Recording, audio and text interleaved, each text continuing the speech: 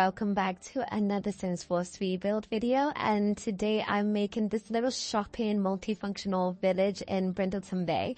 So I use Brindleton Bay quite a bit, but I haven't used it in a hot second, so I decided to use it when creating this little shopping complex because I actually used this slot quite recently. I don't know, I was trying to make some townhomes and it just wasn't working out for me. They just looked far too ugly. Like, I was looking at them the entire time and I was like, why does it look like that? Like, have you ever, because the thing is, I've said this in multiple of my builds, that when you are creating a build in The Sims, you have to learn to trust the process and just continue going with it. Because right now, as you're looking at it, you could not even like imagine that this will somehow end up how the cinematic intro looked like. Like, you couldn't imagine how these bunch of white blocks just ended up looking like that, because you can feel so disheartened when you're creating stuff and you're like, why does it look like that? Like, it looks all the same size, it looks boxy, it looks just terribly ugly. So then you have to just continue trusting it and hoping that it just ends up coming out looking nice. And then that's what I had to do when it came to this build, because if I didn't do that, I was going to end up deleting yet again another build, because I did delete another version of this build I tried because it just wasn't coming out right. And I was just like, why is none of my builds coming out right? I was just so confused. So I had to just really like trust the process and be like, okay, it's going to be okay. It's going to be fine. It's going to be whatever. Just continue going with it. Especially like now, I think you can see it right now as I'm shifting the build to the back, and you can see how it's a little bit boxy at the back. I was just looking at it and I was like, this looks horrendous. It looks horrid. And at the start, I think I actually had, I had 3 levels and I've just deleted it because I was just looking at it and I was like, it looks the same level, so it doesn't look proportionate. It looks horrible. And I wasn't happy with it. But I was like, no, just keep going. It'll work out in the end. And honestly, is my mentality through anything in life. It might look terrible now. It might look horrendous. Just keep going. It might just end up working out in the end. It might not look like exactly how you wanted it to look like, but it might be good in the end. So yeah, a little life tip right there, even though I don't have my life together. So who am I supposed to be giving out tips like that?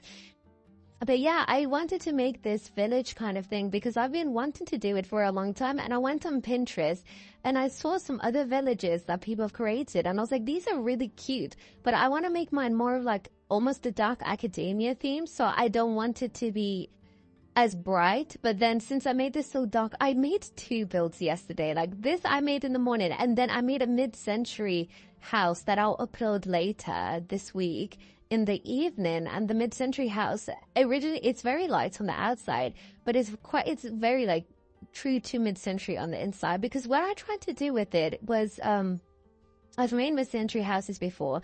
Actually, the reason why I was even so inspired in the first place to make a mid-century house was, one, I was getting it on Pinterest. I was getting like loads of stuff to do with mid-century, and I was like, is this a sign? Is this a sign, Pinterest? Is this what I'm supposed to be doing? But then I went on to my game because I built this in my celebrity save file, and I was like, okay, let me find some Sims to play with this so I can do the cinematic intro and just test out a few of like the parts of it to make sure it's accessible. And I decided to use the Sims that I created for my previous mid-century house. And I was like, okay, let me bring the Sims in, because when I went into that house, originally I was like, this is not my best house. I'll probably remake it. It was actually quite a good house. I don't hate it, but the house I've made, I personally believe the house I've made now is better. But that's just because it's a little bit simpler. But the other house I created is nothing to like scoff at. Like, that one was really, really cute. I really loved it. So I was like, okay, let me get these these 2 Sims that are celebrities, because everyone on this celebrity save file is a celebrity. And one of the Sims is a musician / producer. And then the guy who is the guy again? He's a critic. I originally wanted to make him a producer, but I was like, he seems like a music critic. Like, he seems like he'll work for like maybe the Rolling Stones or something like that. So I used those 2 Sims for this, and then I also used the sun. So it's the sun that you will see in the tall, putting like the coins in the water fountain, because the backyard stuff, was it the romantic garden stuff or the backyard stuff? We both got those free. That's what I know, because no way in my life would I have ever paid money for those 2 packs. But we got those for free. And aren't stuff packs like $7.99, like $8.99? I could never. pay good money for those types of stuff packs. Like, I'll pay good money for paranormal stuff because that had so much stuff in it, and Home Chef Hustle stuff because that had so much stuff in it, so much playability in it. But backyard stuff, that I'm now thinking of the backyard against. Mama said the backyard against. You know what? I actually want to watch an episode of the Backyardigans. I will go back into my point, but I actually want to watch an episode of. No, actually, let me finish my point and then I'll talk about the Backyardigans. But yeah, I would never pay money for the backyard stuff thingy or the mounted garden stuff thingy, because I know I can find variations of that in different packs, or I could even just get a kit and get the same kind of value I would have wanted. So when we got those free, I was like, yes. And I'm so excited for when we get that Blooming Kits one free, because I feel like making a little greenhouse styled tiny home, because I don't do them that many tiny homes. Are you guys interested in tiny homes? Because what I've noticed is it's my bigger builds that do like the best on my channel. Like my smaller builds aren't that like well received. Like my residentials and my smaller builds aren't that well received. Doesn't mean I'm not going to do them, because I love doing them, so I'll do them anyways. I'll just like deal with like the less perception of them. But my tiny homes, I don't even make that many tiny homes. I think I've only ever made like lofts and then like one tiny home. But tell me if you guys are interested in tiny homes. I do want to explore with them. It's just the problem with me. When I make tiny homes, I feel like, oh wait, that was too quick. That was too easy. It's the same thing. Actually, it's not the same thing with apartments, because in apartments, if you've looked at my channel and you've seen me do apartments, I get so like sunk down into the details of it that I just end up losing myself with it. So it's not actually that easy to do that. But I like doing like things that have a lot going on, such as this multifunctional Brindleton Bay build. Like I just love things that have a lot of things going on. So with the Backyardigans, to go back to that, I really want to watch an episode of the Backyardigans now, because the thing is with me, I really love watching a lot of quote unquote children's TV shows, because there's just sometimes it's nostalgia. I won't lie to you guys. A good portion of it is nostalgia, but another portion of it is that I feel like that this is such an essence to them that can't be replicated in adult shows, because adult shows, they focus on certain things that I'm like, why did you have to focus on that? Like there can be betrayal and heartbreak in children's shows, and then in adult shows there's just like that doesn't mean I don't like adult shows. I really do love shows for like adults or like teens and like above all, but there's something about children's shows, specifically children's cartoons, that it just remains absolutely unmatched. And I feel like I want to name all of them. I might go on a tangent about, oh wait, this staircase looks so pretty. Like I didn't realize, because okay, I always focus so hard on the front of a building, and this, you're probably looking at the front of this building and you're like, this seems like a style you do. Yes, it is. Yes, it is. Doing a little bit of an arch, entering a little secret of clove. That's my thing. I think I even discussed this when I did the desert build, the desert village build. It's my thing. I love doing little arches and to showcase a point of entry.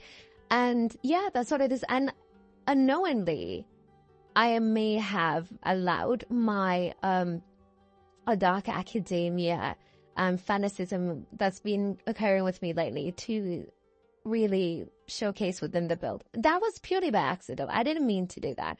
What I meant to do was I was supposed to do more of like an older town, so like a more like New England, like this would be like maybe what Brindleton Bay is based. So I like to see like upstate New York, or okay, maybe not upstate New York, but like somewhere like that. Like this has distinctive British elements, but it's American based. So like it's in America, but you feel like it was in Britain, or like it's European based, but not in Britain. Like, but this straight up looks like something you see in Manchester.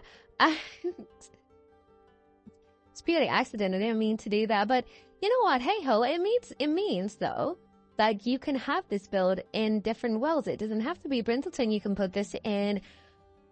Why was I going to call it Winnebago? Windenburg. You can put this in Windenburg. You can put this in Willow Creek. I think this would be so cute on Willow Creek, because it is a 30 by 20. So it has its versatilities of it. Because one thing I was thinking of, I was about to tell a lie. I was going to say, I was thinking about this whilst building now, and I've just thought of this after I finished building and editing this. But the good thing about it being a 30 by 20 is that the 30 by 20 is one of the most common lot types you can get in the world.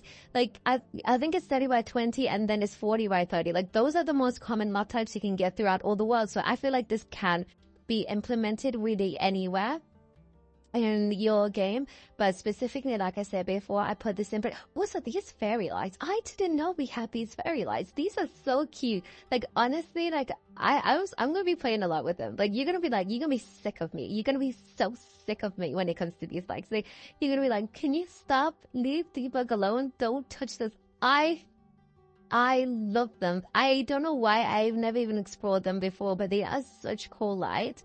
But also, I was talking about originally, and I did go off on a tangent about it, but I was talking about the water fountain because when I was building this thing, the first thing I thought in my head was, I want to use that water fountain because I don't use it that often. I do have my English school build that will be coming out this week because I need to bring it out because I want to build other things. And honestly, I had the same mentality with the desert village, and I was just like, why was I hyping it up so much? Like, I actually need to stop that. Just bring out the video. So I'm going to bring it out probably this Friday.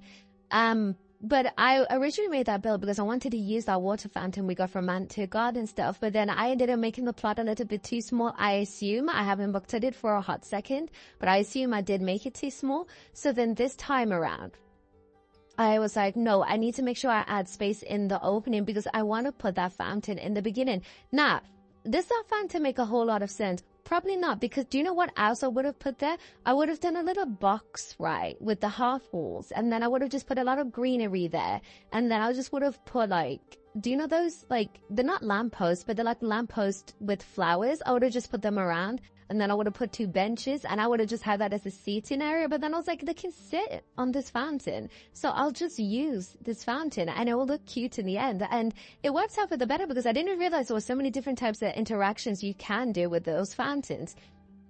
Another thing with this build as well is that originally I had this because do you know I haven't even described what inspired this. Thank goodness I remember now because I was going to end up putting this in the description like I always do when I forget to say stuff.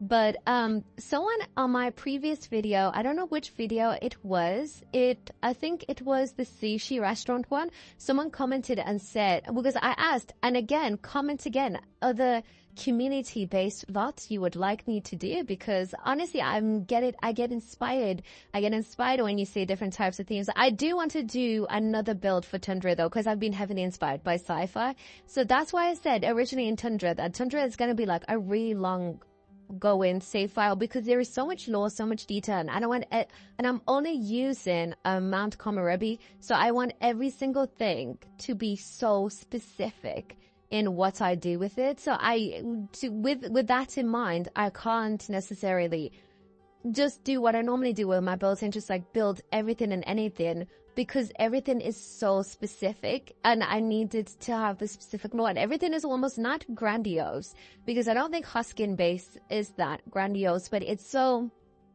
I don't know, it's got a different vibe. It's such a different vibe, and I don't feel like I would probably do more sci-fi builds after I finish in that save file, but it's like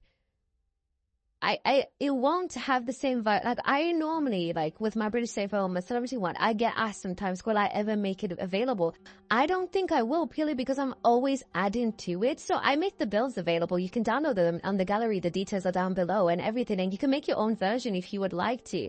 But I don't think I would necessarily ever actually make the save file like with the Sims and everything live, because it just feels so ongoing. I just constantly get inspired for the My Baby save file, the British save file, and the celebrity save file. I'm always consistently inspired for different things that I can create in them. But with the Tundra one, I feel like I have the same mentality. So that's why it's taken so long for me to create videos, because it's like, this has to be it. Like if, for example, the mid-century, like I discussed with the celebrity save file, the original one I like, but not as much as the new one I've created.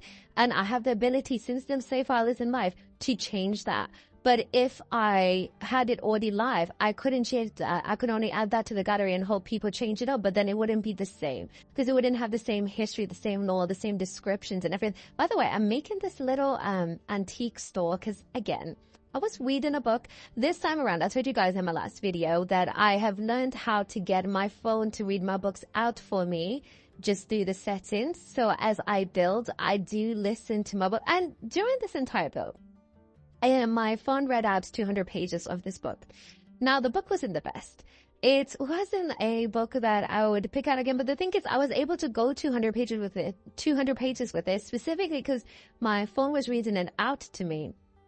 And two, because, because I was also doing something else. I feel like if I sat down and tried to be as fully engrossed in the book as I normally would, I would not even made it past like 50 pages. I would have dropped it. And I don't like not finishing books because I always feel like if I get to a point where I have read more than 20 pages, I hate dropping a book because I hate the feeling of maybe like in 2 weeks or in 2 months, I'll feel like I need to read that particular style of writing. Like, I remember before there was this other book I read ages and ages ago, and I wasn't vibing with it. It wasn't what I wanted to necessarily read. So I dropped it.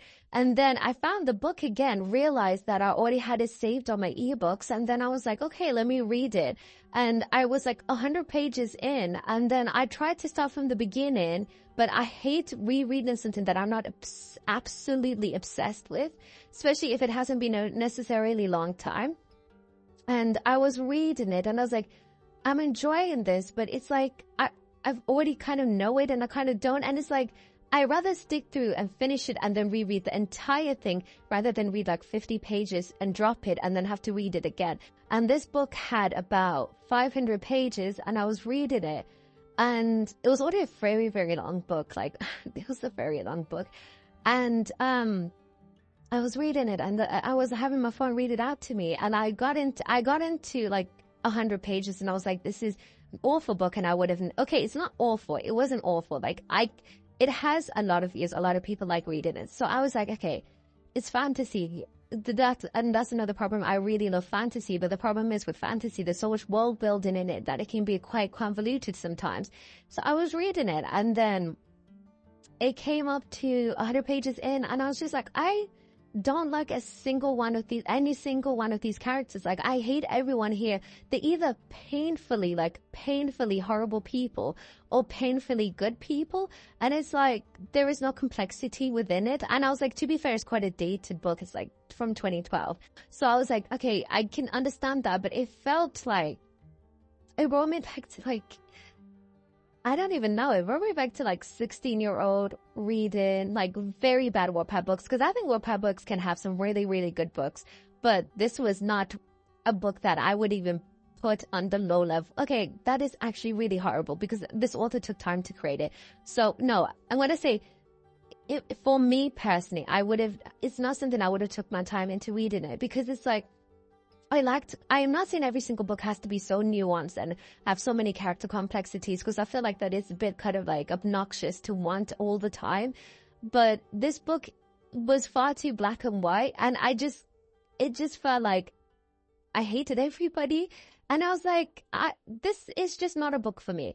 And that's why if you ask me, oh, what book is it? I'm not going to name it because the author clearly took a lot of time to create it. And a lot of people do love it. And I don't want to like yuck somebody else's yum. Like, I think the only time you can really critique like books really is if they're very morally questionable. And when I say morally questionable, I mean that it's not that the book has dark undertones, because I can read a book with dark undertones, but it's when you can see that the author doesn't see that these are dark undertones. Like, the author thinks that this is normal behavior. Like, for example, let's bring in, I've never read a book like You, but let's bring in You, because You has been quite a diverse show when it comes to dark undertones and consumers and trying to understand the nuances of shows. With You, the way that it operates and the way that it works is that it is known to be something that is not like good. You should not do those things that Joe does. They're not good things. These are things that the writers know. This is things that a wide variety of viewers know, but there is like good selection of people that actively defend it, but not in a way that, for example, there's a lot of characters I like that have done some very, very questionable things, quote unquote. Eren Yeager from Attack on Titans. Bear in mind, I'm only on season 3, and I know a lot of this crazy stuff he does is later on, but still, he's still done quite a few very questionable acts that I would never forgive if someone did that in real life. And I still enjoy him as a character, and I still really love his character, because I'm aware these are not things you should necessarily do. But the same cannot be said for some people who watch you, and some people who even watch Attack on Titans. They just see this as, no, but it's justifiable. And I was like, oh yeah, it's justifiable in the fictional sense. No, it's justifiable overall. No, it's not justifiable overall, but that can be an issue sometimes. And I think that's what happens with certain books. If an author doesn't have to necessarily say, oh, this is bad. I don't believe that. I don't feel like the author has to state everything out like we're in a children's book. No. But I do feel like there's certain things an author says outside of the book, and I think that's important, that what an author says outside of the book can give you more context on what the author was doing with the book. So if outside of the book, the author is clearly like made it obvious that, okay, these are not good things to do, these are not good things to do, or like even if the author doesn't actively discourage it, but doesn't endorse it either. So the author's just like, oh, this is like what Avon did, this is what Addison did, this is what Madeline did, like this is just what they did. They don't need to necessarily say, oh, what Aiden did was bad or what Addison did was bad, but they just say, oh, this is what they did. But if an author goes out and says, well, it's justifiable what Addison did, and then the like audience is like, oh yeah, in the fictional sense, and they're like, no, or like the author, and I think we can all think of an author as I say this, if an author actually has a type of life or leads a type of life or knows certain people that do abhorrent stuff, and then they also write like crazy things, it almost makes you feel like, I don't think you're writing this in a sense of, oh, it's fictional, let's play around with more morality. This is more like you actually have no morals, and now you've added it into your books, and you're not aware of that. But yeah, I don't even know how did that. Oh yeah, I was talking about how the book I was listening to a book. I was talking about the antique shop, and then I got lost. But yeah, there was an antique shop in the book, and then I just got really inspired, and I kind of went all out with the antique shop. I really love it. It's like my favorite part of this build. This and the little enclosed area, of course, because I love me my enclosed areas. Oh yeah, this is also a BOBA shop and thrift store, because it has a lot more multifunctional use to it. But yeah, this is the build. I really hope you like it. Thank you so much for watching this video. Don't forget to like and subscribe, but if you don't want to, that's also okay. I appreciate you staying this long and listening to all of my ramblings. Also, don't forget to leave a comment down below. I read all of your comments, the more the merrier, and I'll see you guys in the next video. Goodbye!